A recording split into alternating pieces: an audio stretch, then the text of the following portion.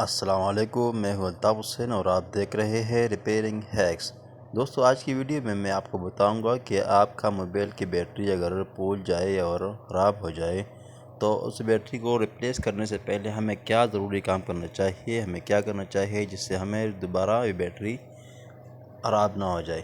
तो ये मेरे पास एक आईटेल का मोबाइल है, आप देख सकते हो इसकी बैटरी जो कि बिल्कुल फूल चुकी है और आप कस्टमर लेकर आया कि इसकी बैटरी को रिप्लेस करना है, दोबारा नई बैटरी इसमें डालनी है। तो ये आप देख सकते हो बैटरी बिल्कुल फूली हुई है।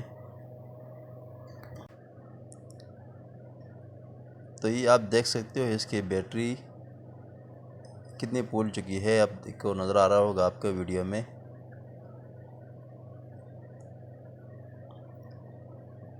देखो, आप इसे घुमा के देखोगे तो ये अभी घूमेगी अपने आप।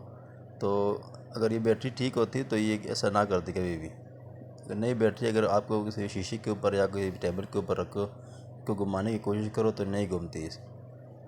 जब बैटरी फूल जाए, ख़राब हो जाए, तो ये इसको आप घुमाओगे तो ये घूमेगी, क्योंकि इसके अंदर से गैस जमा हो जाती है जिसकी वजह से ये बिल्कुल फूल जाती है।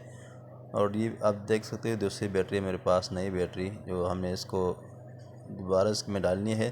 तो इससे पहले जो काम करना है वो हमने क्या करना है वो मैंने इस वीडियो में ज़रूरी आपको बताना। वीडियो को एंड तक ज़रूर देखिए ताकि आपको सारी मालूमात हासिल हो जाए और दोबारा आपके मोबाइल की बैटरी कभी ख़राब ना हो जाए।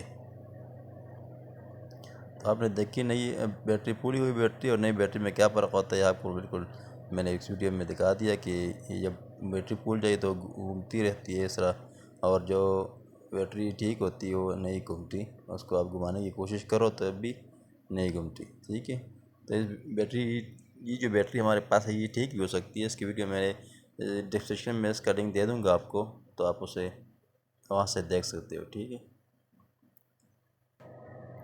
तो बैटरी चेंज करने से पहले हमने मोबाइल को चेक करना है कि इसमें कोई शार्ट वगैरह तो नहीं है, कोई शार्टिंग तो नहीं है, हाफ शार्टिंग है या फुल शार्टिंग है।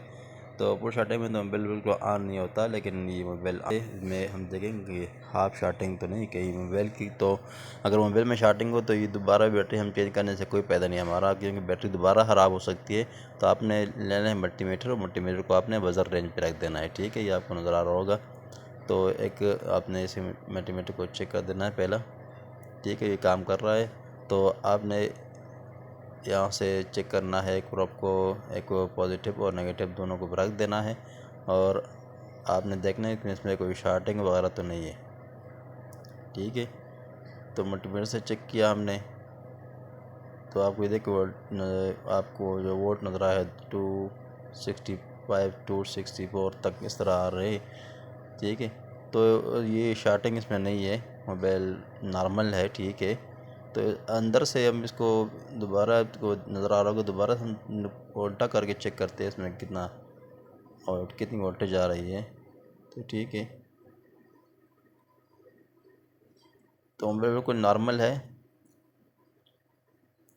ठीक है, आप देख सकते हो इस तरह 250 55 54 इस तरह आ रहा है, इस तरह कम हो रहा है, कभी ज़्यादा हो रहा है, लेकिन इतना ही मैं आपको नज़र आ रहा हूँ कि शार्टिंग इसमें नहीं है। ठीक है, तो अब हम मज़ीद इसको मोबाइल को खोल के चेक करते हैं, उसके बाद में थोड़ा इसको वाश वगैरह कर लेते हैं, कोई इसमें कोई कार्बन वगैरह तो नहीं लगी कि ऐसी वगैरह, या कोई चार्जर बेस की आगे पीछे कोई लगी हो कोई कार्बन वगैरह। तो हम इस मोबाइल को खोल के चेक करके आपको फिर बताएंगे कि इसमें क्या प्रॉब्लम है, और उसके बाद फिर हम ऐसे मोबाइल को बैटरी को चेंज कर लेते हैं। ठीक है, अक्सर हमारी बैटरी क्यों ख़राब होती है, बैटरी ज़्यादा ख़राब चार्जर लगाने से, या बैटरी को हम ज़्यादा ओवर चार्ज कर लेते हैं जिसकी वजह से इसमें नेगेटिविटी पैदा हो जाती है।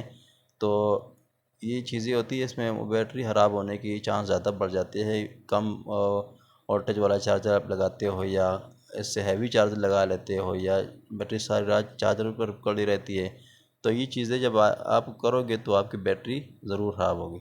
तो इसको मज़ीद हम खोल के चेक करते हैं, आपको फिर आपको बताएंगे क्या प्रॉब्लम है। ठीक हो गया।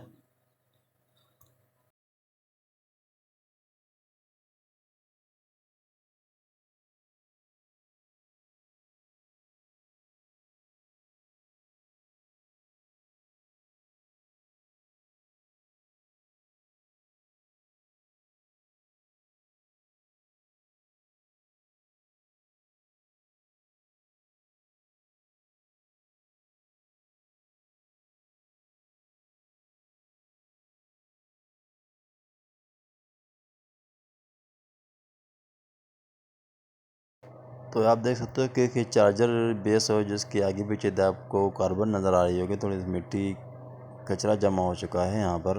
तो इसकी वजह से भी चार्जर की वजह शॉर्ट हो सकती है, चार्जर सही नहीं करता होगा, इसकी वजह से ये बैटरी फूल चुकी है। लेकिन इसको हम आगे मदरबोर्ड को भी खोल के चेक कर लेते हैं कि अंदर के उसके कोई कार्बन वगैरह तो नहीं लगी, तो हम उसको चेक कर लेते हैं। अगर वो भी ठीक हो तो फिर कोई प्रॉब्लम नहीं, फिर हम बैटरी के चेंज कर लेंगे और हमारे बैटरी को भी दोबारा नुकसान नहीं होगा इसी तरह।